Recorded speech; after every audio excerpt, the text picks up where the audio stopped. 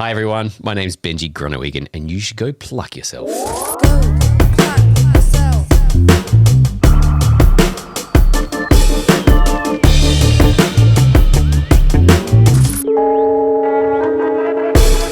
What's up, guys? Welcome to Go Pluck Yourself, the Actor's Pursuit. My name is Chris Gunn. Welcome back. I have a really interesting and special episode for you this week. Benji Groenewegen, local actor from Adelaide. He spent a lot of time in Melbourne, 12 years in Melbourne, but he's back and he's doing some really amazing work here in Adelaide. He's a fantastic actor and just the best kind of person. He's so down to earth and friendly and lovely. And I've worked with him on a short film. No, not on a short film. It was a student film, a feature-length film, which we shot last year called, what was it called? Planet Caravan. And it was a lot of fun to work with, really promising, really amazing filmmakers that are definitely going to be making a big impact on this industry. Yeah, so it was really great to work with him on that. But we had a really, really insightful chat about filmmaking and acting and moving back to Adelaide to pursue acting here. And since he's moved back, he's really making some amazing work back in Adelaide here. He's got a couple of films being shown this year at the Adelaide Film Festival for the Made in SA night. One of those is on the 20th of October at the Palace Nova, which I think is sold out. So if you've got a ticket to that already, make sure you check out his films. It's also showing at the Odeon Star in Semaphore on the 26th of October. So there's still tickets available for that, so make sure you get along to one of those nights and check out all the great films being shown at this year's Adelaide Film Festival for the Made in SA night. Yeah, so he's in a film called Into the Earth, directed by Lucy Campbell, as well as Liability, directed by David Daradan. And I'm really excited to see those films. I can't wait to see Benji doing what he does best. Now, I need to give you guys a really big trigger warning for this episode. We have a really beautiful chat about filmmaking and acting and everything for about the first 50 minutes. But about 50 minutes in, we start talking about something really serious.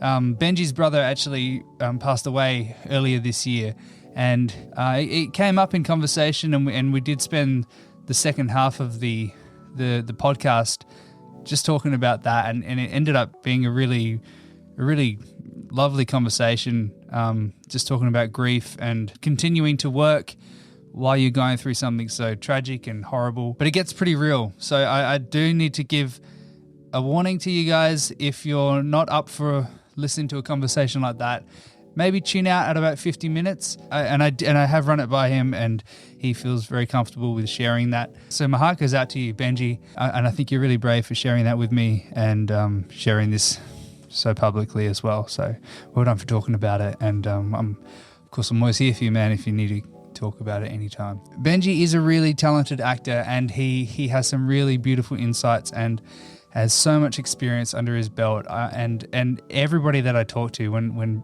Benji's name comes up in conversation, people get really excited. I see him working with so many people, and he's just such a genuine and beautiful person. And it was a real honor to have him on the show, and I cannot wait to work with him again. So enjoy the chat, and I hope you learned something.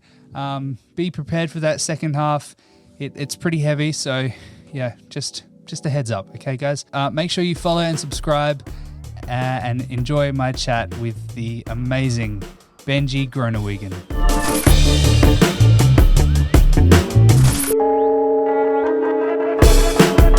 I think we're good. You look good. Very handsome, looking good with your glasses. Look like a intellectual. And you are. Is it hitting your beautiful jellyfish here? Yes, isn't it nice? It's so nice. It's really nice. It's a lantern modifier. Can you crank up the? I can. You don't. I'm not saying you do, but it helps. We shan't. For your tapes, I mean. I can change all the settings on my your phone. Yeah. Yeah, I gotta get pretty the handy. times. My setup is pretty shady. What's your setup? What is my setup? It usually involves me clearing the floor of stuff that I've thrown into my studio. Yeah. First step. My ultimate goal is to have everything set up permanently, like this fancy tech that you This have. is not permanent. Trust me. This is a scramble every time I do a record. Yeah, it's like, I don't know how you get this table in here. It's quite. Look at this.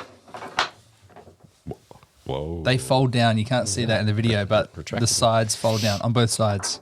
It's amazing. So it sits up nicely on that wall and it's out the Nice and way. flush. You got to work with what you've you've got, got. when Do you you're in know a what? tiny room like this. Exactly right. What do they say? As long as you can be seen, as long as you can be heard.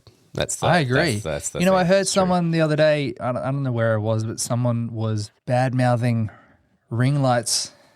Yeah. And I'm like, man, shut up. Do you know what I mean? Is that because of what it does with your eyes? Maybe, I mean, but yeah. I just don't think people actually care. Yeah. I think people They're are not- just they're not. Yeah. just quick to criticize your setup and be like, well, it doesn't Yeah, quite it count. doesn't- You got a ring light. And yeah. you're like, you know what? What does that mean? I'm just lighting my face. Yeah. You don't need this shit. It's nice. It is nice. I'd like a big. Well, get one. I mean, they're softy. fairly affordable. Are they? That Yeah. looks expensive as. Nah, they're pretty cheap. I'll send you a link. Please. It's I've also got this thing over here, which is a big drum kit. soft box. Oh yes. Yeah, so I use that for my self tapes. Really, this kind of gives a nice soft effect for the Yeah. whole room. Good for podcasts. Yeah. So what light do you have? Do you have a light? I've got not really. I've got my beautiful just cold LED at Yeah. the top of the room. I do have some natural light, which is what they always say, some Western light. But it means if I miss doing a tape during the day and I've got to do it at night, Oh then yeah, basically it's a different vibe. it's screwed. So I'll a have write-off. to cheat it with my SLR and make sure just bump Crank the everything up. ISO Yeah, so that's it's so it. Make it grainy. nice. And I've got just two crappy little USB powered LEDs, like clamp-ons. But the way you're key lights. describing it, you sound like you think it's inadequate. I guess what it is for me is I'd like to be able to walk on a flicker switch and Right. everything to be there, ready to go. I know what you Done mean. deal. Have you got a dedicated space I do have a dedicated space. and is only used for self tapes? well, and dumping all my shit in. Yeah. Yeah, when I get home. Well, I mean, it's multi-purpose. It's multi-purpose, which is but awesome. it says that having the time to clean up the stuff, Yep. to do it and do the self tape at the same time, Yeah. which is always a bit of a hassle. But once it's clean, it's great. It's Oh, great this to is have great. this bit of So much space. room for activities. Yeah, because I did want to talk about being a parent and like Yes, of course. and being a parent and being an actor because it is hard. Yeah. And that thing of perfection, and because I like to put time into tapes. Yeah. Like I want to make a good tape, and it takes a while for those ideas to bubble up, and you want to have the time to play, and you want to Yeah. have the time to experiment and learn the lines or Yeah. play with the lines and dance around it. Sometimes I literally dance around it. Yeah, and, yeah. But it's so tricky when you have kids to do that because it ceases to be the most important part of your day. Yeah. So shout out to Jess for battling on through this. And I know she was speaking to only sort of just getting back into it. Yeah. But I had my first boy in during lockdown, during COVID 2020. So and as a dad, I felt like I'd lost my identity, like of being able to act. And it's hard to say what was COVID, what was lockdown, and what was becoming a dad. And Yeah, there's And a just- lot of factors involved there. Yeah. just feeling agitated. Like I just remember wanting to do stuff and not being able to do it because, you were standing there with a boy trying to, on your chest, trying to get him to go to sleep, and your mind's racing with things that you want to be doing, and then battling that guilt of wanting to be present with your boy. Yeah, you know, yeah. And what's more important? Yeah. Well, I mean, I think I've been on set with you, and I know how much you put into being there for your boys.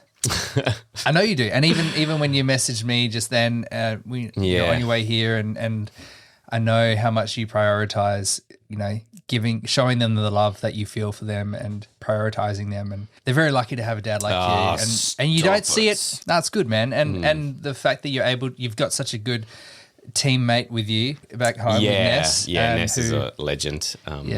Yeah, look, she sometimes it's and it's been really difficult because sort of coming back around to being able to do self tapes. She's like, how long is this one going to take? I'm like, I reckon I can bang it out in an hour. Yeah. Like 3 hours later. Yeah. And she's like, have you finished? I was like, I've finished filming it. I just got to edit.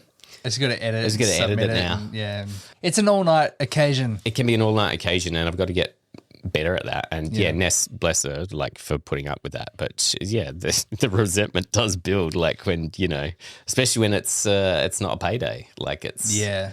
I feel very lucky that I've got, Sonna's extremely supportive and we don't have kids to sort of look after and everything, but she's been amazing. But it does help to have a partner that's so supportive and even if I'm sure it can be annoying. Well, it's just that once again, it's being a parent is the responsibility, the foremost, the paramount responsibility I have now. Of course. And I've got to let the tapes fall away. Yeah. But I have to be okay with that. But that doesn't necessarily mean they're bad. It's just that my perception of them is maybe you feel like you could have done. If I had a bit more time, I could have put a bit more into it. I would have done this, and this. But once again, you don't know what the CD is looking for. Exactly. So I could be doing half the work and still be getting the same result. Yeah. But it's all about the work up here that you feel like you need to do. In order to get that. Do you think like a limitation like that can sort of force you to just say, okay, now it's done? Yeah. Because we could potentially, if we had unlimited time, we could be, I mean, I've had tapes where I really, it's a big gig and I've spent hours on it and just done so many takes because I'm like, I could do better. I could do something different and fluff that bit. Sometimes it works in my favor, but sometimes I'm just like, what have I done for the last 2 hours, Yeah, which is frustrating. Yeah, but sometimes, sometimes life throws limitations at you and they can help with your work, I think, Yeah. And I think in that way it has helped with my work because I wouldn't say I throw it away more, but I'm much better at just getting it done. Yep. And using the time that I do have the limited time that I do have just to do the best that I can within that time limit. So I think in that way it's helped me get out of my head so much and plan for the perfect take. I can relate to that for sure. I think some of the most recent self-tapes that I've done have been really rushed and not even in here. That's right. You did one overseas, didn't you? Yeah, in Nepal we did one. I did on my phone and, in a hotel. And Did you get that? Yeah. See, it's like this is the thing. I didn't have time to overthink it, I think that can work in your favor and because then you're messing around with getting the perfect lighting and all that crap. Just go back to basics and just what's happening for this guy, what's happening for the character. That's it. Just let's get back to just the do basics. the job. Just fly the plane. Yeah. I think earlier on when I was a young'un too, because I started sort of.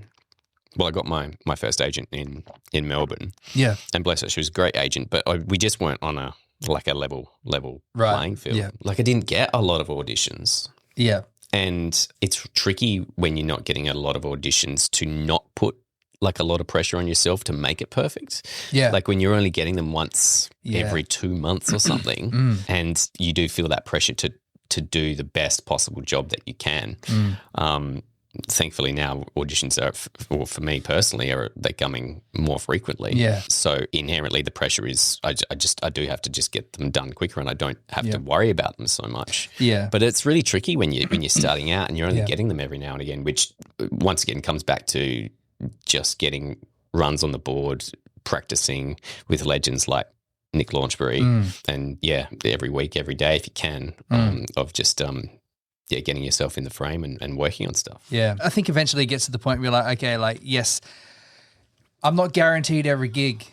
And so I can't just I can't completely prioritize this. There are other things that are going on in my life that are also a priority. And so, and I think that kind of, it offers you a bit of perspective to sort of say to yourself, all right, I don't need to be putting 3 hours into this self-tape.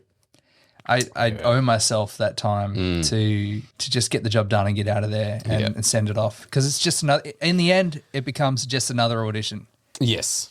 And I think you don't want to invest too much time into an audition because the more time you put into it, the more invested you are emotionally into the gig. You're like, I spent all this time doing this audition and I wasn't even in the running, So that's what it can come down to. It can come down to the looks as There's so many things outside of your control. Why waste more effort than you need to? Yeah. And I really like that feeling. I really like knowing that, like, look, they probably I'm probably too bald for this role. Yeah. You know, I'll do the audition. Okay. And I'll do my best. It doesn't mean I'm not putting my best work into it, but I'm trying not to invest too much of my time into it because it's just another audition. Yeah. And you send it off and it's done. Yeah. Forget about it, you know. Yes, exactly. Unless they tell me how much it's worth, and then I'm like, I need that. Just see what you can get away with. I think it was Emily Joy, who's also come up on here before. Yeah, I knew reposted some. I was about to say, yeah. Come on the show, Emily. I think on the show. I think she follows. Does she? Agreed. I think so. Oh, yeah, Emily's lovely. Yeah. She reposted shared a thing that was like, let's just see what I can get away with when you're feeling like imposter syndrome. Let's just see what I can get away with, like, and empower yourself with that. You know, not doing the work. Yep. But let's see if I can do this in half an hour and what I can get done. Yeah. And I mean, as a parent now, I don't have a choice but to do that. So, and that often works in my favor. And also that feeds into how I've come to work on set now of traveling light and not being burdened by not having done enough work or feeling like you've never done enough work. I used to always think that. I used to always think that I hadn't done enough work because I hadn't researched far enough back into the past or something, or I hadn't, looked up every object or marked every line. And that was just doing my head in, of that feeling of guilt of not feeling adequate enough to play the part because I hadn't done all that backstory work for whatever reason. So traveling light is something that I love that. Yeah. I love that concept. Yeah. Traveling light. Yeah. So it's not, it's certainly not mine. It's something that I got from a wonderful acting coach teacher, Jeff Seymour. He talks about traveling light and just having basically distilling down all the things that all the other big teachers have done into the 9 things that you need to figure out what you need in the scene. And can you remember any of those things? Yeah, I can. Here we go. Who are you? Who's the other person? Where are you? What's happening in the scene? What's happening right now? Maybe. Here we go. What's your relationship to the other person? Yeah, nice. What do you want? Big one. Even bigger, why do you want it? I think we're up to 9. And what are you willing to do to get it? Excellent. I think that I might be missing one or have replaced one, but that's the general vibe. We'll have to check the footage back. We can look it up if you want so we can get it right. But with those, I feel like with those 9 things, you're pretty much right in. I think that's perfect. Yeah. And his thing is not writing it down as well, which is, I think we've talked about this as well. Just sort of, because you don't mark your scripts up, do you? Not at all. Yeah, neither do I, dude. It's because I'm lazy. Yeah, well, let's no, it's not. Okay. It's not because we're lazy. No, it's because we're traveling light. Sure. Yeah. No, and I'm not saying that you can't do all that, but I think for me personally, it just lightened that load of having that guilt that I hadn't put enough work in because it always felt like I hadn't done enough. Well, that's part of the imposter syndrome as well, isn't it? Yeah, I was talking to Lauren about this and we were talking about how, I come to set or when I'm doing a play or anything and I look at other people's scripts and it just scribbles all over it, and I'm going, oh my God. Oh God. And then she will look at someone like me who he's got this perfectly clean script, and I'm like, and she'll get anxious because she's like, oh my God, maybe I've done too much work, So different methods. It's different methods, but Did I Lauren would go to encourage school? people. I can't remember. No, she didn't. Well, she went to classes. That's right. Yeah. But I also wonder, like, when I see people with notes all over the script, I think like, well, what are you writing? Yeah. Sometimes I will do that. Like if there's something that sticks out of my mind, then I'm like if I'm going through it and I'll go, oh, that's what I'm thinking here. Yeah. Yeah. Oh, and if I'm doing a play and a director's giving me a note, I'll definitely mark that down. Yeah. Because I've had directors be like, you're going to write that down? I'm like, oh, yeah, sorry, yeah. Definitely was. Has anyone got a pen? Yeah, literally. Chris never brings a pen to rehearsal. Oh, the worst. Don't hire me. Come on, mate. Come on. Traveling light. Yeah, I really love that because I've worked with you on set. I've worked with you on Planet Caravan, which hasn't come out yet. Which I'm so excited to see. Yeah, a very ambitious student film. Yeah, I'm so stoked for those guys, and I feel like watch this space. Yeah, like Definitely. for those guys, because just to tackle something like that is incredible. And I'm so proud of them with whatever happens with that. The fact just to do that, because I mean, as you know, like just trying to get anything off the ground, I know, is next to impossible. So and to do a feature film for your honors film at uni is like that's a huge feat. So, and it was really fun. But and the first time we got to work together, right? Yeah, well, properly, yeah. We hadn't worked together, have we? No, not really. No. What else have we done together? I just stared at you longingly when we were in class together. Oh, yes. What class was it? Was it Teresa Palmer or Teresa. Eric Thompson or both? No, I didn't do Eric Thompson's class. I did Lou Heesom's class as well. So so we did that. And that's right. That's because that's where we met. Teresa Palmer workshop was the first workshop I did when I got back to Adelaide. Because I'm from Adelaide. I don't know if you know that, but I'm from Adelaide, moved to Melbourne for 12 years or something. Really? Yeah. Oh, I'm sure you've told me that. Maybe. Tried to do the acting thing over there. Yeah. Didn't get into drama school. Was what bitter school, about what that. What school were you going for? Well, I tried to get into drama centre here. Flinders. At Flinders. Yeah. No luck. I think I took 2 shots at it. Yeah. Over sort of the course of a couple of years. And I was just green. I was too anxious at the end of it. Yeah. Like I just couldn't do a scene in a room without like massive stage fright. Really? Like, just because of the stakes that I put on myself. Yeah. Turns out I had GAD, which is anxiety, but also, which I found out only since having kids, is that I've got ADHD, right? Which a lot of creatives out there, hats off to my ADHD creatives. So that was something that I only sort of came to terms with over the last couple of years, which has really helped me understand myself more, like get through that imposter syndrome, like coming from all different angles. And so, but that was a really huge sort of thing to tackle, and a lot of life questions answering, going, oh my God, this makes so much sense now. Yeah. And dealing with tall poppy syndrome from my family growing up and just having to Australians. And just Australians in general, but just feeling that as a pretty because I wasn't like an outward ADHD person, which is why it didn't get picked up. I wasn't punching holes in walls and stuff. Yeah. That was my older brother, undiagnosed. So I was more on the the quieter, looking out the window. At the daydreamer. At the daydreamer. Yeah. Absolutely. Yeah. Daydreamer. Love it. So because of that, I think I wasn't ready. I hadn't accepted myself. Yeah. I was trying to be a performer. I was trying to fit myself into a box of the performer, of the drama school performer, I guess. And I was taking myself far too seriously when what I should have been doing is I should have been seeking the things that I actually wanted to do, which was clown stuff. And pursuing comedy and stuff, because that's where my heart is. That's where where my soul is. And I really loved doing comedy, and I should have forged my way ahead in that regard and done fringe stuff, but I just didn't have the confidence or feel that I could do it. What kind of comedy? All sorts, like stand up. No. Yeah. Like ironically, I've thought more and more about doing stand up, but it's still something that scares the shit out of me. Right. It's terrifying thing to think of, I know. It's why would you do that to yourself? It's masochistic. It is a bit. So I don't know. I like stupid comedy. Like I grew up on Sean McAuliffe and Full Frontal. And now I watch stuff like I Think You Should Leave with Tim Robinson. Yes. And British comedy like League of Gentlemen, and American comedy like Arrested Development. Yeah. Like that sort of just amazing ensemble comedy. That's sort of what I always wanted to do, but for some reason I didn't think there was an avenue to get to being a serious actor from doing that. So I should have gone to clown school in retrospect. I would have loved to have done that. What Poppy was talking about the other week.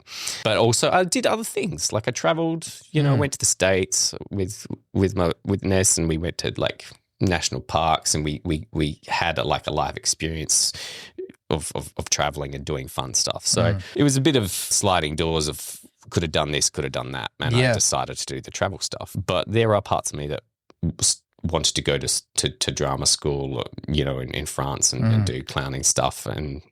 But I think I was too worried that it would pigeonhole me into just being a clown whatever. Yeah. Which is what I am though. Like, and Yeah. I've embraced that a lot more. Yeah. But what's interesting when you say all that and you talk about your love for comedy and clowning and entertaining, making people laugh. I mean, there's a real art to all of that, and it takes a huge amount of intelligence to be funny.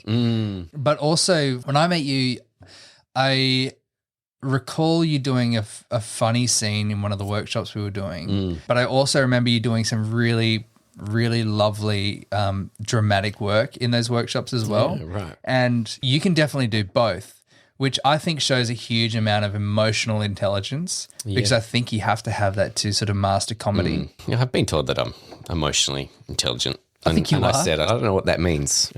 Yeah. You know what? You're only emotionally intelligent. That's exactly.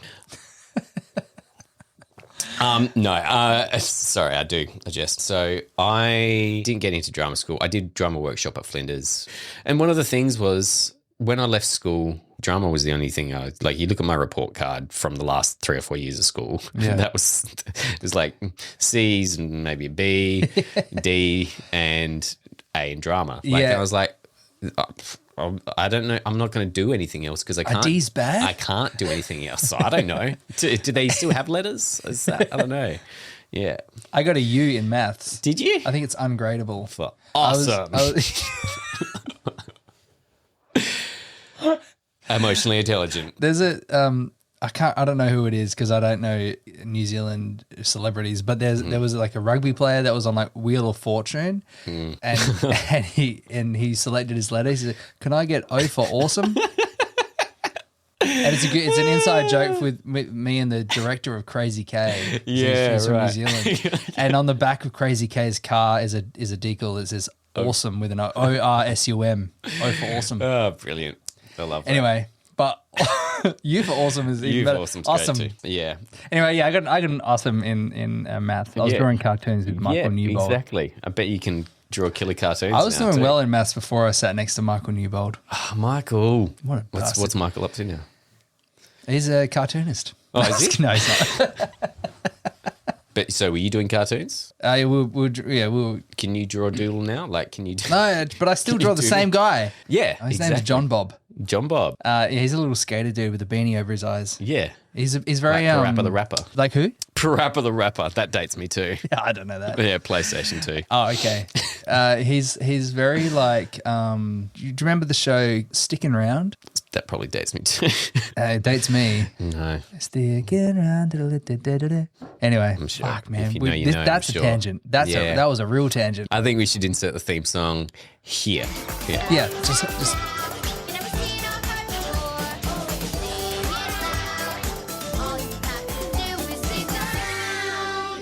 That is good. Yeah. That is really good. It brings you back, doesn't it? It really does. Yeah. Wow. I haven't heard Sticking that around. in years. What's that funky smell? What? Yeah, you know. You remember. That's good.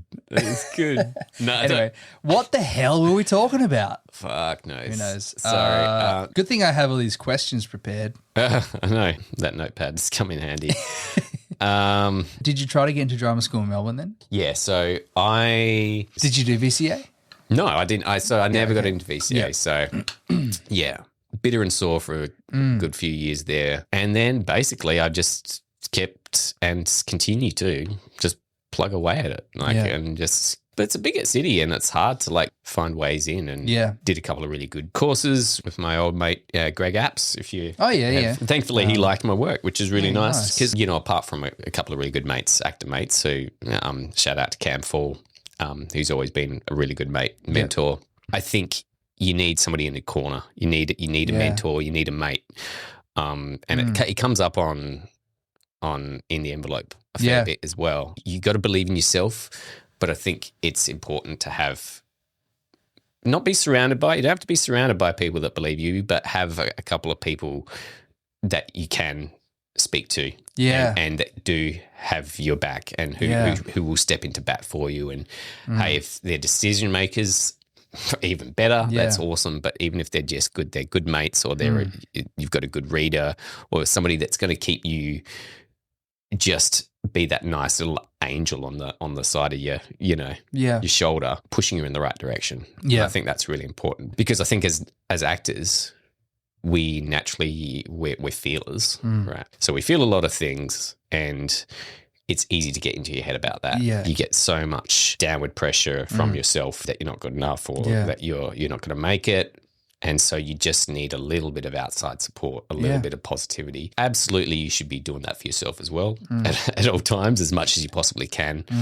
But to have somebody helping along with that, I think is golden. I think that's what I love about Adelaide, because we're all sort of in each other's corner, you know. Oh, I have so much love for the industry here. Like it just feels so different in that it feels so much more community driven, so much more that everyone's looking out for each other. Yeah. And that we're all trying to lift each other up. Yeah.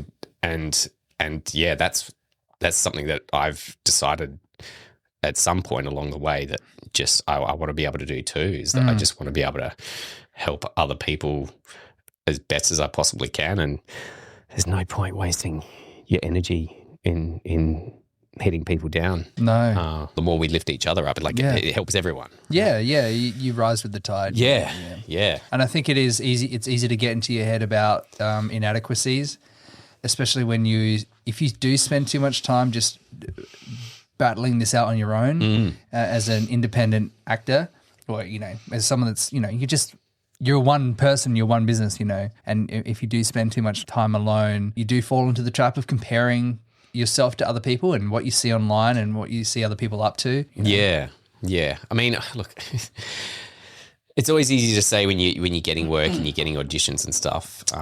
Because I've been on the other side of that, where it's been shit. It's like been a long time between auditions, or long stretches of nothing, and that sucks. And it's hard to like pull your head out, or it's hard to listen to people going, "You just need to do this. You just need to do that." When you're shit. So I am grateful for the work that I've had, which has not been like a lot since I've been in Adelaide, but it's certainly. I mean, I've been certainly getting more auditions in Adelaide. Many more auditions in being in Adelaide than I ever did since being in Melbourne, which is interesting. For interstate work or for local work? Probably both. Yeah. I don't, as in interstate jobs that film here. Yeah. But I haven't really done many interstate jobs that have filmed. That are filming there. No, I haven't done many auditions. Do you get a few? Not really, but I mean, those are the ones that when I do those auditions, I'm thinking, they're not going to hire me anyway. Yeah. You know? Yeah, exactly. Like they're just going to hire locally in Queensland or whatever. I mean, it's local hire stuff. It's just the way it is. I mean, I'm definitely not putting less effort into those auditions. It's, you know, it's an opportunity to get in front of new eyes. Yeah, exactly. If anything, it means I'm probably going to do better work because the stakes are lower for me. Yeah. You know, yes, it might be a big job, a potential job, but I might feel more relaxed because I don't expect to get it. Get in the running, to be in the running. So I might be more playful and loose and do better work, you know. Yeah. Yeah. It was that thing. And when I got to Adelaide as well, because I was freelancing for a while and just on the Facebook doing I don't call it the Facebook. Sorry, I meant to say that was Facebook. Ironic. Yeah, it wasn't even ironic. It was I was going to say the Facebook page, the Adelaide auditions page. I hadn't finished the sentence. It's on Facebook. Are you on that Facebook? Are you on the YouTube? How'd you get on the YouTube? You get on the YouTube. So anyway, I did a bit of freelance stuff, and I was like trying to I was chasing getting an East Coast agent again because I was like, I've had an East Coast agent. I don't want to go back down to an Adelaide agent. Like, what a jerky thing. It felt like I was going backwards, right? And I was like, what am I doing? And you know what it was? You know, it was Lou Heesum who changed my mind. Yeah, legend. And she was like, why do you want an East Coast agent? Like, wouldn't you, if the work is here, unless you're going to go to the East Coast, why would you do that? I was like, oh my God. You're right. You're absolutely right. Yeah. And I was like, why am I putting this stupid pressure on myself to do this? It doesn't make any sense. And so I went and talked to Wendy, and we had a good chat. And now with Well, TKO. TKO. Yeah. She seems so great, man. She seems so lovely. She is very lovely. I've met her a few times, and every time even though I'm not on her books, she is so supportive of. Yeah. She knows what I'm up to, which is really nice, and she's so supportive of me. And I love the fact that there are agents out there that are not competing. They are working as a team, and it seems that's so refreshing to see. Yeah, no, she's so, shout out to Wendy. Shout out to you, Wendy. She came to my cast and crew screening for Liability. Oh, nice. Which is very, very sweet of her. And she came all the way to Semaphore. How sweet. I know. Not even my family came. I mean, it's like she's picking up the slack. She is. She was like, oh. I was like, you're going to make me cry. Oh, God. But that's no, sweet, it was really nice. And I have seen her rock up to other people's performances, and I know that she makes a huge effort to get to her actors' performances. She really does. Yeah. So good, man. Yeah, what a legend. It's really. So I'm very, very grateful and very lucky to have her once again, stepping up to bat for me, on my team. And I think that's so, always so supportive. Yeah, but like you're saying, the East Coast thing, there is an idea that it doesn't count unless we've got some interstate agent, some Sydney agent or whatever. But really, it doesn't make a difference. As long as you are getting in front of the casting directors, which agents here have access to and have good relationships with, that's their job. To build relationships with the casting directors and get us in front of them. Exactly. And yes, it comes down to logistics of being in South Australia and there's a bit of a stigma around Adelaide actors, which I hope dies off over time. I feel like it's dying off. I think so. And I hope it is too. But if you're watching this and you still believe that, I'm sorry. You're sorry for them. I'm sorry that you feel that way. Yeah, that's but right. you're wrong. Yeah.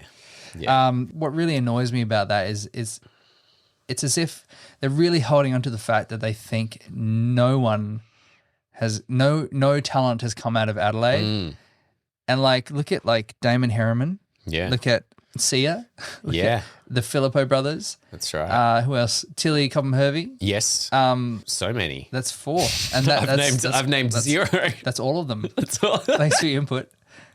Scott Hicks. There you go. You got 1 on the board. 1 out of 5. And you. Yeah, and me. Yeah, and me. No, there's definitely more than that. There's definitely Sarah Snook. There you go. Snook. But it's Snook. Sorry if I got that wrong, Sarah. Thankfully, she's not watching. She might be. She might be. Have you messaged her yet? You know what we should do? We should rage bait her by mispronouncing her name. Oh, yeah. And force her to comment on this and be like, it's Snook. She could do a stitch up. But we still don't know what you're saying because you're typing it. Come in and say it to us in person. Now. We've ruined it. She might. Come on, Snook. Yeah. Snook. Tell everyone how good Adelaide actors are. Yeah. But it grinds my gears, this idea that Adelaide actors can't act. Yeah. Does it drive you though? It does drive me. Crazy. Well, you know what? Does it motivate you? What I mean? Yeah, I'm a little bit defiant in... I like being defiant. I want to live here. Yeah. I like Adelaide. My whole family's here. Yeah. It certainly ceased to be the joke, of a state, what it used to be compared to the East Coast. Because what did everyone do during lockdown? They moved back here. Everyone moved to Adelaide. Put their housing prices back up. I know. Thanks for that, East Coast. Yeah. Yeah. But I really like it here, and there's definitely a lot of talent here, and we have amazing facilities here, and heaps of work gets made here. Which, to be honest, I had no idea when I first moved back that was happening at the Glenside facility there. That's amazing. Yeah. It's huge, man. It's so cool. Yeah. Yeah. But it's our little secret, Yeah. And it's a small pond. Yeah. And it's easy to get to know people. That's what I love think it's about easy to build a career here. It's so nice to just to talk to people and catch up with people in the small pond. I'm very happy with that. Yeah. Okay, you mentioned Liability before. Can we talk about some exciting films that you're in and a certain festival that you're going to be featured in twice coming up in October? Yeah, sure. In the Adelaide Film Festival. Yeah, so I had a premiere in WA with Cinefest Oz, which I've never been to before, but it's a pretty big festival as far as I know. Yeah, nice. For Into the Earth, which is Lucy Campbell's directorial debut, I believe. Nice. Absolute legend. Yeah. Like writer director. She's amazing. She's so smart. And yeah, just working with her was such an honor. It was amazing to work with her. Into the Earth. Into the Earth is one of the shorts that I did. I think I've seen some sort of stills from that. Oh yeah, there's a couple of stills floating around. And what kind of character are you playing? Because this guy, he's got this like greasy, like, I don't know, you kind of look, is that guy? No, it's the other guy. Oh. That's the comedy. Is it just you? Which is ironic. It's just me. That's my headshot, dude. Oh shit. So what's Into the Earth? Tell me about that. I was trying to look really hot in that shot. No, I didn't say you didn't look hot. I was just saying greasy hot. You just needed to wash like your hair. Coconut oil. Yeah, coconut oil now grease. you really settle down. Right. Or engine oil grease. Yes. Yeah, that's right. Yes, that's what I use in my hair. Is that? Yeah. Tell me about Into the Earth. Yeah. Into the Earth is it's an environmental horror. I don't know. It's hard. I don't want to. Yeah, don't give it away. I can't. It's not. I mean, it's a short, so it's hard to kind of distill it into a synopsis without giving the whole thing away. But okay, tell us where it's. Tell us about the Adelaide Film Festival then. Well, it's a film festival. It's in Adelaide. I'm sorry. Slow down. Hold on. So I'm in the essay shorts. I'm in the essay, and it's in Adelaide. It's in Adelaide. I'm in the essay shorts program. Yep. Made in essay shorts program. It's premiering on Monday the 20th of October for the Pink Carpet Gala. Ooh. So that's really exciting. Yeah, it's awesome. So that's my drama that I'm in. Yep. And then on the complete opposite end, I've got David Daradan's comedy Liability, which is greasy Joe. Greasy Joe, yeah. And I play co-star next to the wonderful actor Joshua Campbell, who completely steals the show, and so he should. Nice. But it's a very funny film. It's very well written. Yeah, it's great. It's really great. And I don't mean to sound surprised. But it's that thing of like you just don't know. When you make something, you just don't know how it's going to edit together and all that unknown stuff. Yeah, the whole 3 films, the page, the production, and the edit. But it was really nice to be proud of my work. I was so stoked for David and for the crew, for wonderful JJ, who's producer on that. Yep. Oh my gosh, JJ. Seriously. How good is she? She's genuinely one of my favorite humans on, she's awesome, on this she's planet. So lovely. And somebody give her a freaking award already. I think the SASA awards are still open. So this is a nomination. This is my nomination, my public nomination for you, JJ. Yeah, she's doing a lot for the industry. She does amazing. So much. And I just think she's incredible. I don't think she knows it. I don't think she realizes. No. She just goes, oh, shucks. Yeah, what? Yeah, I know. Yeah. Speaking of which, actually, I brought you a little gift. I did. Really? If you want it. Otherwise, I'll keep it. I love gifts. This is my headshot. It's my 5'7". It might as well be. It's a little shot of JJ and I. Oh, my God. A little BTS. But you don't have to. Is this on Liability? Yeah, this is the. Yeah. Let's use this. It's a little BTS there of us taking our time on set very seriously. So sweet, man. Dude, is this a gift? That is a gift. This is sweet. If you want it. I accept. I don't know. I just thought it. No, this is going to look great. Don't you I'll find a permanent spot for it. I'm going to put it right here for now. But it's nice. See, how I inserted myself into your backdrop. Can you see it there? I'll find a permanent spot for it eventually. Thanks, man. So, I've got those 2, which is really exciting. And I know you know how this feels, and we've talked about it as well, but you do work and then you just hear nothing for so long. Oh, you're not sure. You don't know. You don't know if you'll ever see it or, That's right. And then everything happens at once. Yeah. And you're like, oh, people are like, oh, you're so busy at the moment. And it's like, well, I was. Yeah, that was 3 years ago. 3 years ago. Yeah, I haven't done. Yes. Yeah, I think I've got I feel like I've done a lot of work over the last few years and none of it's come out. And do you get antsy about that? Not really. Because like you said, I feel like it's all going to drop at the same time, and then people will be like, "Wow, you're really busy." Yeah. I'm like, "No, really, I'm not really working at all right now." But I was busy. It was, yeah. I don't get antsy. Like, I don't need to see it all. No. I mean, Better Man was like 4 years of waiting or something, 3 years or something. That's true. Yeah. I get true, but some of the features I've done have been really fast turnarounds. With or Without You was like a year. That was very quick. Still haven't seen that yet. I got to see that. It'll be on Netflix on the 7th of October. Oh, really? So there you go. Awesome. You can watch it for free. Yeah, great. Yeah. No, I mean, I guess like when you're trying to, I guess, use it, the footage or use it to Oh, I see. to get a bit of momentum. Yeah. Like that feeling of, oh, if only people would see me in that, Yeah, then yeah. maybe I'd start getting more auditions Yeah. in that regard. But maybe you're not there because you do get enough for it to be. Well, I don't know. I think I've found other ways to promote myself and network and things like that. It's still completely up to you to do your own promotion, you know. When do you feel that you started like knuckling down with it? Like because you took a break, didn't you? I did like through my 20s, but I was just a pisshead for all that time. Yeah. Really, and I just couldn't really function. Yeah, okay. As a human or creatively. So that's really why. But then I quit drinking at 29, I think. And luckily I fell in love with acting again at the same time. So that around then was when I had decided like I'm going to pursue this real hard again. Yeah. And things worked out pretty quickly because I was here, present again.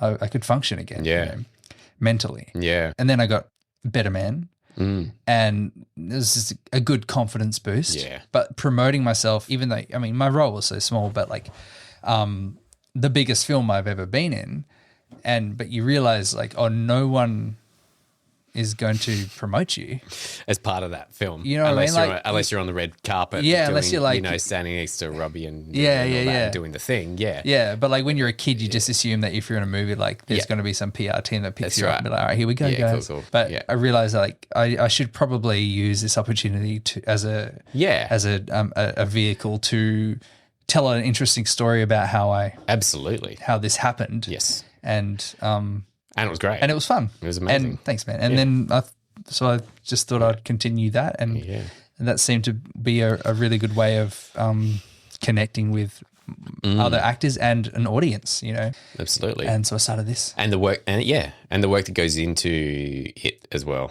Like that it doesn't just happen. No. Like, you got up off your ass and you did the work to get that role. Exactly. Yeah. And like Nick, as my agent, did a lot of work in like, you know, he advocated for me and vouched for me, which is his job, you know. But I do think some people sit back and expect their agent to do everything. Yeah. And like a lot of the work that I get now, Nick has nothing to do with. I mean, he still gets a commission because that's the agreement.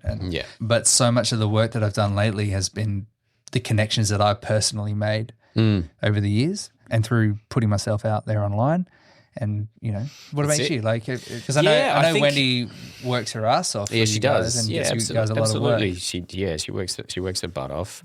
Like I haven't really, like I've booked a couple of, you know, small good paid gigs in Adelaide through Wendy, but most of the stuff that I have done has been sort of as an aside to that from other gigs that I've done and talking to people and doing the networking thing. But it's just been meeting people and applying for those auditions that you see on the Facebook and meeting people and seeing what their work is and if you like their work, then you'll probably find a connection there just naturally because that's sort of just how it works, the synchronicity in that. And then you'll be invited back and then you'll meet other people and that's the networking, right? It's the conversations. It's the conversations with people that you want to work with and talking up their work if you like it. Yeah. Not being afraid to let people know that you like and respect their work. Yeah, it's a big thing, reaching out to people and connecting with people. There's a lot to be said for that. Emily Joy talks a lot about that, about just genuine interactions with people that you want to work with. Yeah, but being genuine, I think that's the most important part. Like, you know, be a fan of people that you want to work with. Yeah. Well, work with the people that you're a fan of, you know. That's right. Yes, exactly. And I mean, that makes sense, right? Doesn't that make sense? Totally, yeah. Actually, it reminds me of when I had first auditioned for Better Man. Like, so at a point where I was like really I had decided to get back into the industry, and I was like, how do I actually meet people who I don't know who's around, but I was following a bunch of filmmakers like Emerson Hoskin and, all the Stepney Studio guys. And so good. And I messaged Emerson because we'd followed each other. That's right, and you did the film with Jess. Yeah, we did the 48-hour film festival together. Yeah. I messaged Emerson and I just said, hey, man, like, let's get a pub meal together. Yeah. And we caught up and just talked about film and stuff. Yeah. And, he's just one of those people that you like. I feel like we could be good mates. I feel like we're on the same page in a lot of things because I like your work. Yeah. And that's how I met all those guys. Yeah. And we did the 48-hour film together and that network just kept growing from there, really. And I think that was probably sort of the starting point of just getting my foot back in the door in the industry here. It's and same deal. Like I messaged those guys because I knew that that film was amazing. Like the 48 one. Yeah, I know. Like because I think it was on the same now as ours. Yeah. And you could just tell, like, it's just amazing stuff. They're so good. I think a message is it Schaefer? Gosh, what is it? Thomas Schaefer. Yeah. It was like, it's amazing work. Yeah, well done. But those guys are like Henry, the real deal, man. Like the corporate work they do is so good. Yes, if you're looking to have a commercial made, just reach out to Stepney Studios. Stepney Studios, yeah. I want to have those boys on. They're so busy. Yeah, So I imagine good, they would be. Yeah. So, why don't we go back to the genesis of this idea of becoming an actor? Like, what do you remember when that idea came to you?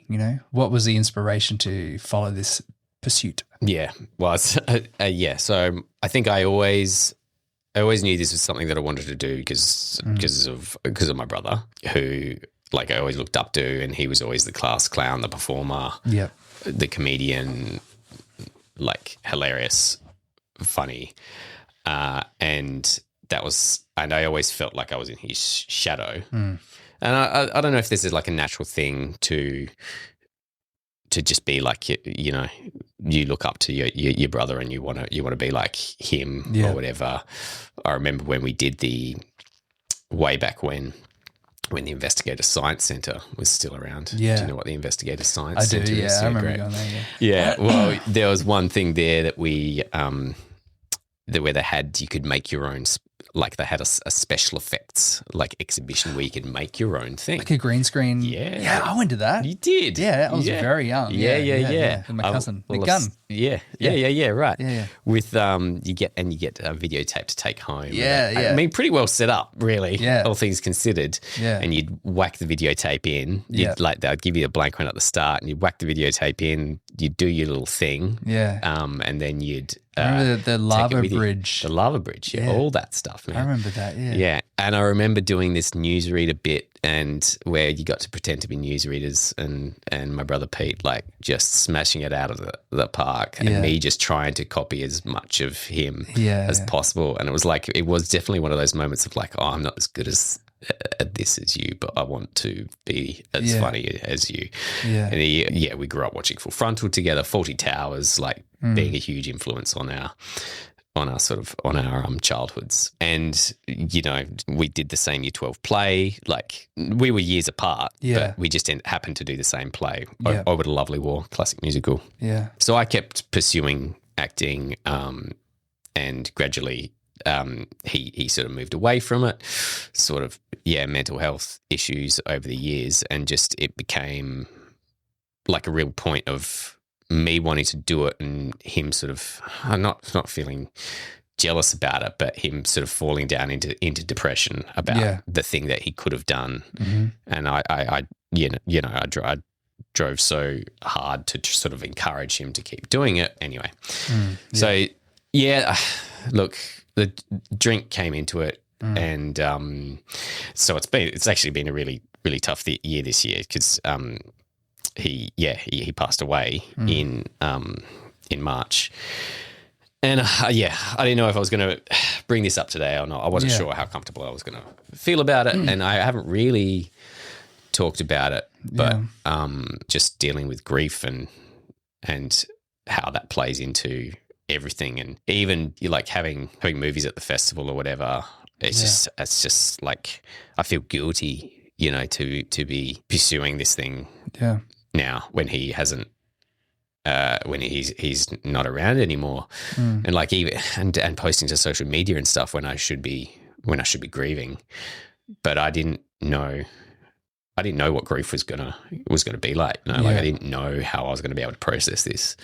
It's just been a really tricky year, and I think he drove me to be the performer that I am, and I'm really grateful for that. Yeah. But it just breaks my heart that he can't be here to do it too, you know, and the coulda, woulda, shoulda of being able to get him off the wagon of you know, of drinking and stuff. Yeah. So, you know, more power to you for being able to pull yourself through that, because it's a real shit of a thing. So I don't know where I wanted to go. I think the hard thing with that is that the people around you, the people around the person going through that, feel responsibility for the person going through it. Yeah.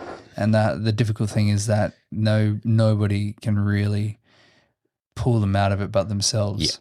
Yeah. And it might just be something that you carry for a while. Yeah. And I'm really sorry about your brother. Yeah, thanks, man. Yeah, it's real fucked. So I'm sorry that that pulled some shit. I didn't want to. Not at all, man. I'm glad you brought it up, and I'm glad you're talking about it, because it's important that you talk about it. Yeah.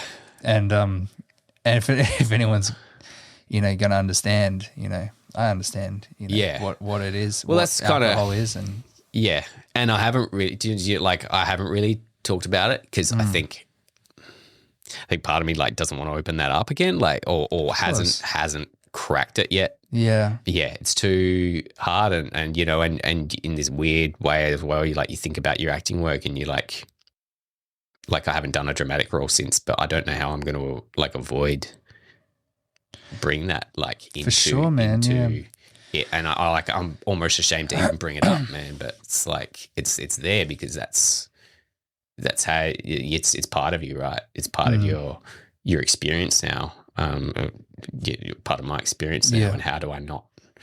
Well, I think we have to be really careful with what we bring into our work, and we've talked about this a few times in on the podcast. Is like accessing real situations in our lives and using it in our work, but I think that it can become really unstable and dangerous. But I know what you mean. Like it would be scary to go into a job that has the potential of opening up certain moments in your life and experiences or things that you're still going through. So you're going to be real careful of that. Yeah, but then the other part of me does wonder about the catharsis of that, of not a way of, I don't know, not therapy, but I know what you mean.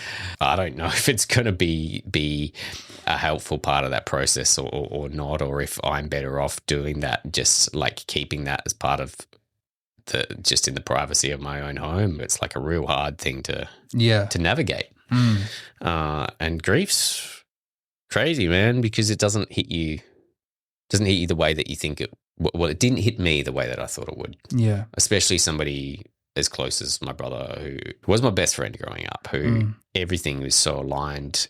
The what we thought was funny, our sense of humor. You know, he's impossible to forget. Yeah, but it's so tricky to just not bring that into the work, and I just don't know.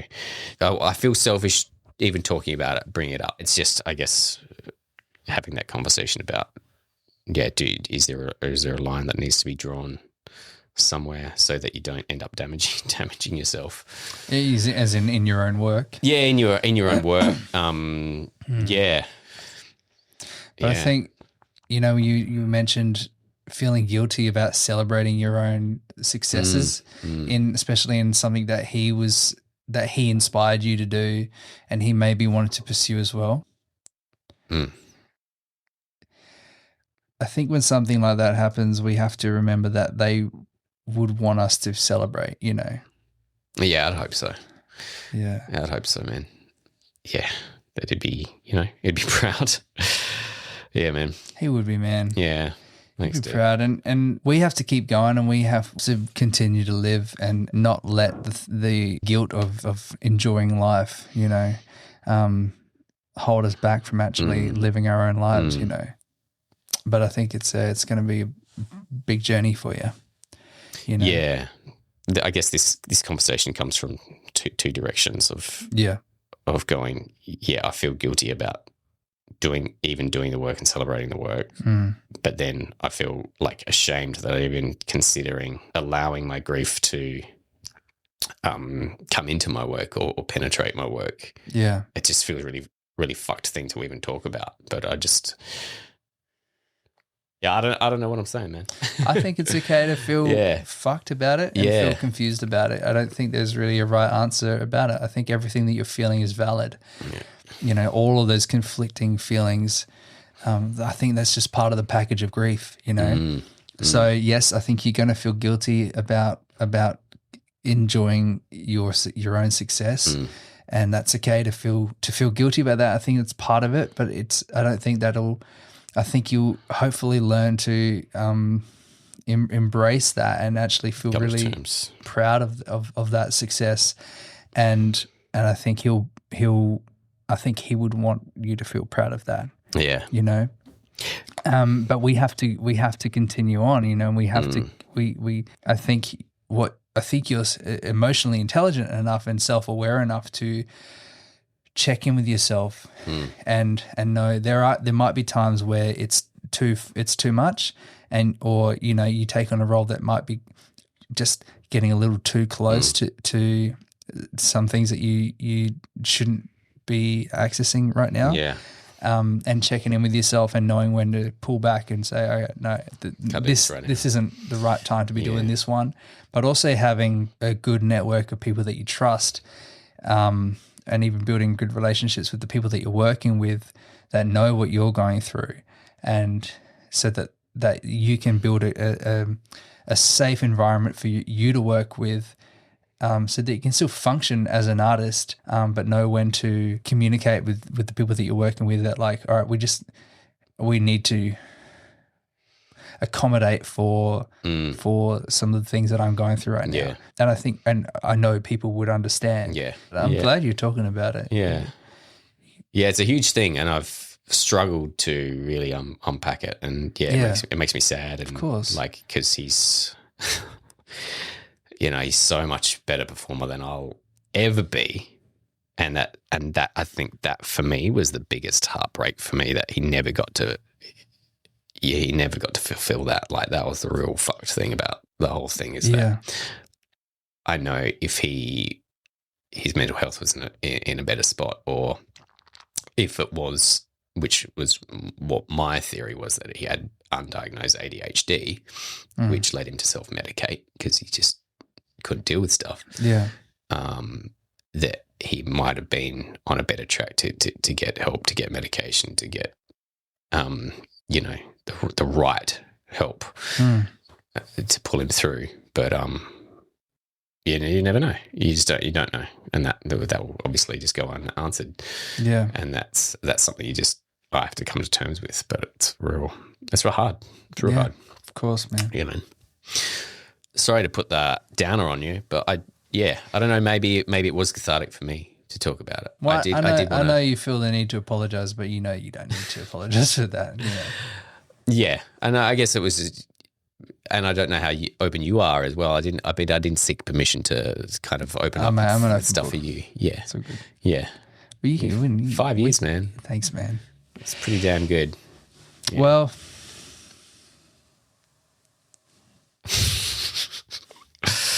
Yeah, man. Yeah.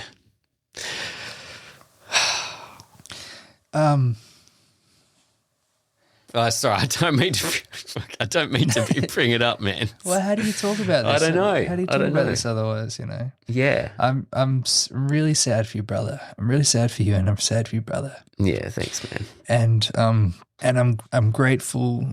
I'm grateful that when I hear things like that, there's no way to talk about this without feeling incredibly selfish. You know what I mean? And I think that's really hard. Yeah, man. And so thanks for 5 years of sobriety is good. It's a fucking milestone, and it should be celebrated. It's awesome. Man. Thanks, man. But and I'm really sad for you, brother, because and when I think about that, and sometimes I look back and I wonder how I survived it too. And sometimes I think it was just hit and miss, you know? And so I feel lucky that I survived it. Yeah. And saw a way out of it, you know? But not everyone's as lucky. Yeah. You know? Yeah. And I think we just got to keep celebrating what we do have, you know? Yeah. I mean, we have to just put the idea that anything is selfish on the shelf, because we have to just continue to live for ourselves and honor the people that aren't here anymore. Yeah, you know? Yeah. No, massive respect for you, man, and I guess bringing awareness to it as well. Like it's a real shit thing.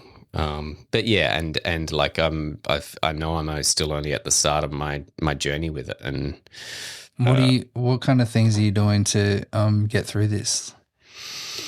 Oh, God, man, like it's. I mean, thinking about my kid, it's not pushing it under the rug, but like it's when you've got kids, man, like you don't. Maybe that's why I haven't processed it as much as I should have, or feel like I should have, because they don't not care, but they're living their lives. You know, they're the main character in their stories, and you're trying to help support them. So, but like, what about for you? Like, are you... that's the. Like, because they're the exact same age as like the age Pete and I was. So I look at them interacting and seeing their relationship, right? Yeah. And that breaks my fucking heart so much, man, because I think about all the years that we had together, right? And just how much influence we had on each other, and every single fight that we had, every single video game that we played together, and like that's the hard part, like of that, because you just see it every day. So from that perspective, it's really tricky. But but I'm so busy with them and hanging out with them and playing with them and focusing, being present on them, that does help me through. And I work as Captain Starlight, so I'm working with kids all the time and doing, I think doing something that's larger than yourself, I think is like giving back. And that's what I feel like I'm doing with Captain Starlight, is giving back to sick kids. Yeah. And that's a lot. Because, I mean, I love being an actor, and I think I'm really grateful for it. And I'm not reticent to say this, but it can seem like a selfish pursuit sometimes. Yeah, you got to get it out of our. I know what you mean. Yeah, like we're not saving lives. Well, something I've struggled with lately is like watching so much of the news and knowing what's happening around the world, and then doing something like this makes me think like why would I be doing this? You know? Yeah. What gives me the right to keep pursuing something so sort of, you know, it's only going to benefit me really. Yeah. But then the way that I sort of justify that, I guess, or make myself feel, well, I don't think it's just justifying it. I think even when horrible things happen around the world, or really life-changing things happen to us, we still have to bring some beauty to this world, you know? Yeah. I don't think it's selfish to want to pursue something that actually brings yourself and other people joy, you know? Yeah, and it's been so ingrained in us as a culture that arts is lesser. Yeah. You know, that it's the first to fall away. It's first to lose funding. It's the first to, to get brushed away by society. Yeah. When that, ironically, was the first thing that we reached for in lockdown. Yeah, so true. But it's still so front of mind, that stigma associated with it being not as important. Yeah. When really it should be, and it is. I think it's one of the most important things, you know, and I don't think it's necessarily selfish to want to enjoy something, you know, something so harmless, really. And pursuing the arts and bringing something to the world that isn't miserable. You know, I mean, if we don't have it, what else do we have? Yeah, you know, exactly. Yeah. We found something that doesn't feel painful. You know, Yeah. so pursue it. I think it's a good thing. Yeah. I'm glad you brought it up, man. I'm glad Yeah. you talked about it. I was wondering if you wanted to bring it up or not. Yeah, and it's just feels so intertwined with everything. I think that's why it's been such a struggle. And Yeah. Do you ever call like Beyond Blue and anything? I used to call those guys all the time. I haven't called Beyond Blue. Called Lifeline. Yeah. You know, this is amazing. No, I'm not saying that this is something you need to do, but like there's an emergency mental health clinic on Guja Street in the city. Yeah. And it's like the most amazing thing I've ever seen. Yeah, I've heard great things about that clinic. It's good, man. Yeah. So if you I went there and it was like I walked in, I was like, is this a thing? This is amazing. Yeah, I've heard that. And then I snapped out of whatever I was going through because I was just so impressed with the place. Yeah. It was fucking awesome. That's right. That's so I've good. got so much hope in this world now, you know? Yeah. Because it's reasonably new, isn't it? It's like I think so, yeah. Yeah, I've heard they do amazing things there. And it's like instead of those nights where you go for an hour drive just screaming behind the wheel, it's a safe place to go and there's a counsellor there and they won't let you leave for like a couple of hours until they're satisfied with how you are. Wow. It's unreal, man. Yeah. Yeah. That's great. Yeah. But I used to call those... And those... it's 24/7, isn't it? Yeah. Yeah. Yeah. And anyone can go there. Yeah. Yeah. And all those mental health hotlines, and I know people throw the numbers out there all the time, but like I've spent so many hours on the phone to those hotlines. Yeah. And sometimes they're helpful. Sometimes there's a newbie on the line. Yeah, I called the grief line on the day. Yeah. And the guy was like, "Oh yeah, we got sources online. You can." Some of them are really good. Some of them you actually get a counsellor. Sometimes it's just and that's okay. Just call back. Yeah, yeah. I think people need to know that though. Do you know what I mean? Yeah, like, because you don't. People throw the number out all the time. The first time you call, like that could be it. You know. Like that could be the call that you need, and you get something shit on the line. Yeah, but I've had some really, really good people on the phone, the counsellors on the phone, that have got me out of some really horrible moments. Shout out to all the people that do that. Yeah, it's amazing crisis work. Counseling. Yeah. It's a heavy job. And yeah, dude. It's it's a very important job. That mental health that'll sneak up on you. Oh yeah, it does. Yeah, man. Well, we went there. Thanks for going there with me. Anytime, man. Yeah. I figured I thought you might be up for it. I wasn't sure. I'm always up for it, man. Like I know what it's like, and if I can help a mate out. And, it's a lonely endeavor. Yeah. You know, because I haven't been to it specifically from your end of things, but I've certainly been close to it and felt the spiral. So yeah. Well, thankfully, I haven't lost anyone, and I don't know what it's like to lose someone like that, and I can't imagine what that's like. But bewildering, yeah. It's and I feel I feel selfish. Isn't it weird? Like how selfishness is such a driving, or like a reoccurring thing here. You know, I feel selfish even talking about it as someone that got through it. You know, no, that's why I wanted to talk about it with you, because you're a testament that every story is different, and that you can do it. Like it's hard, bloody hard work, but people can do it. Doesn't make it any easier, or no. For you not, and everyone's journey is different. It's not easy, man. It's the fucking hardest thing in the world. Yeah. And I don't think your brother was weak. Yeah. No, thanks, man. No. I know he would have fought, man. Yeah. Thanks, man. Yeah. No. Cause like that shit, man. Like you think you've kicked it, and then it comes back, and you're like, what the fuck? Yeah. You're like, I did it. how am I back here? Yeah. I wanted to talk to you about this. I didn't necessarily want it to be in this format, but I had wanted to have a heart to heart with you about it. Well, So, we can have a proper heart to heart without cameras on us. yeah. Anytime, and not just one. Yeah. You know. Yeah, man. And we'll do that. Yeah. For sure. Yeah. Because it's going to be a long battle. Yeah. You know. Yeah. And there's so many feelings that come with it, and there's so much guilt and shame and regret and all these things that come with a package of grief, you know.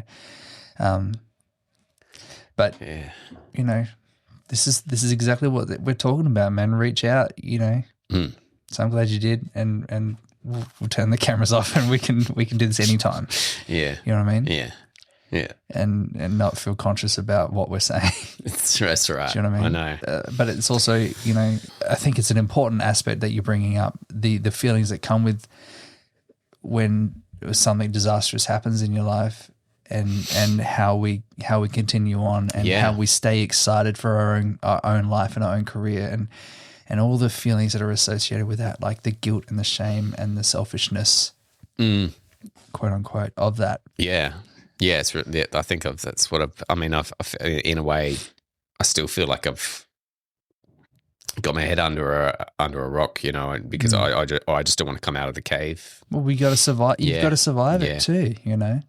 Yeah, man. You have to cope. You have to cope when you can, and sometimes it's okay to put your head under the rock and say, I'm not ready right now. I'm ready to deal with it right now. That's okay, you know. And there's moments when you are ready and let a little bit out. You know, that's when you have mates and good friends and family and counselors and everyone to say, I need to. Now is a good time to talk about it. Yeah. But all the feelings that come with it, there's going to be a lot of guilt that comes with all of those feelings, and you just have to keep reminding yourself that this is. Yes, I'm going to feel guilty for this, but it's okay for me to feel guilty, and it's okay for me to feel all these other negative things about it, all these selfish feelings that just come with it. Yeah. Yeah, man. The shit thing is just not really an answer to it. It's just no. You're just going to go on this journey now. Yeah. You know? That's it. And I mean, there's so much other suffering in the world right now. But you can't compare your situation to all those things. You can't diminish your own situation because there's huge, bigger problems in the world. Yeah. You know, you are going through this.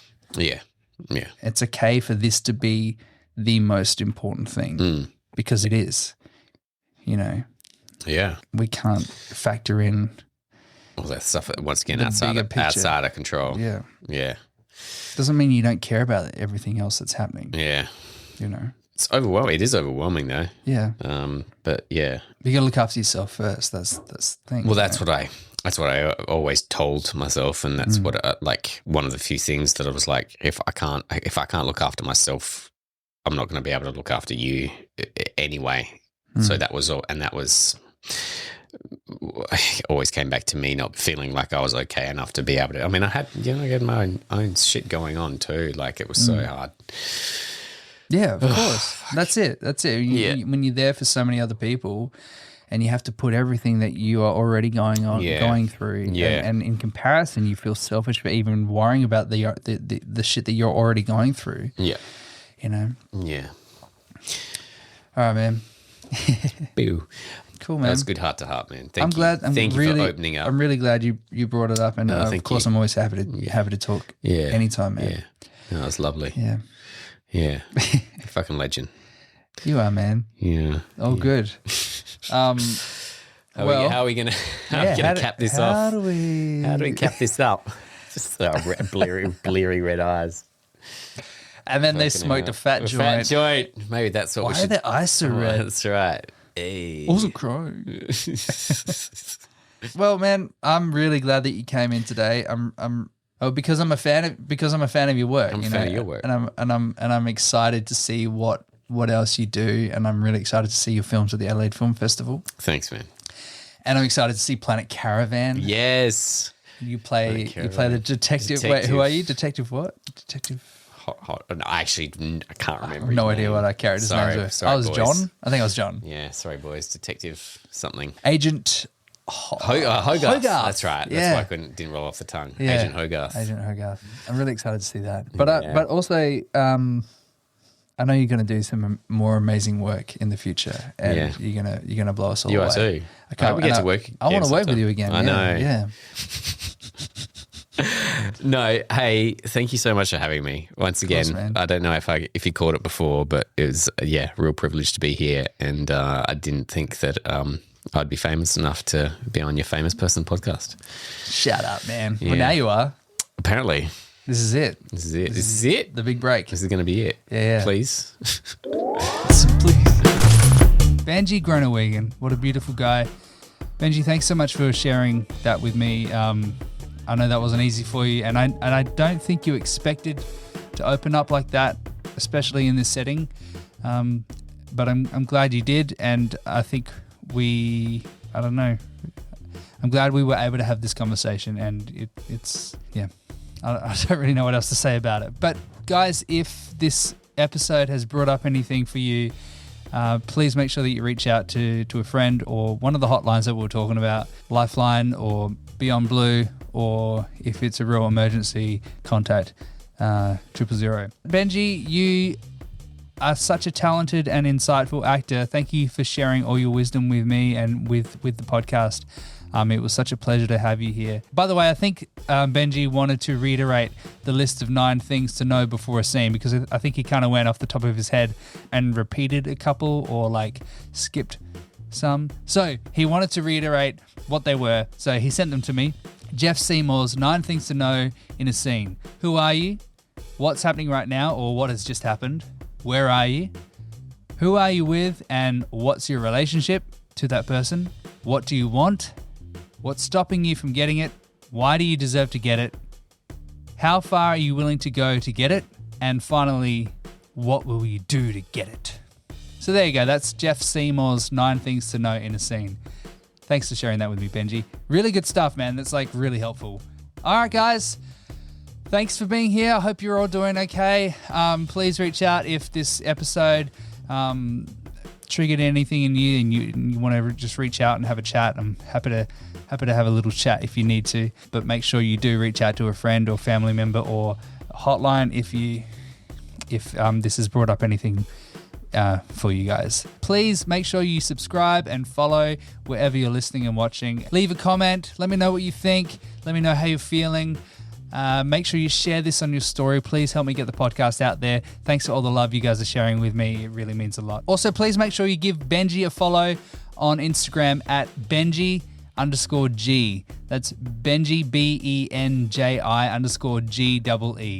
Make sure you join me next week, guys. I've got another amazing guest. We talk about Oasis and Better Man and music, and it's really fun chat with a really great actor and writer as well. I'll see you then, guys. Take it easy. My name is Chris Gunn, and hey, go pluck yourself.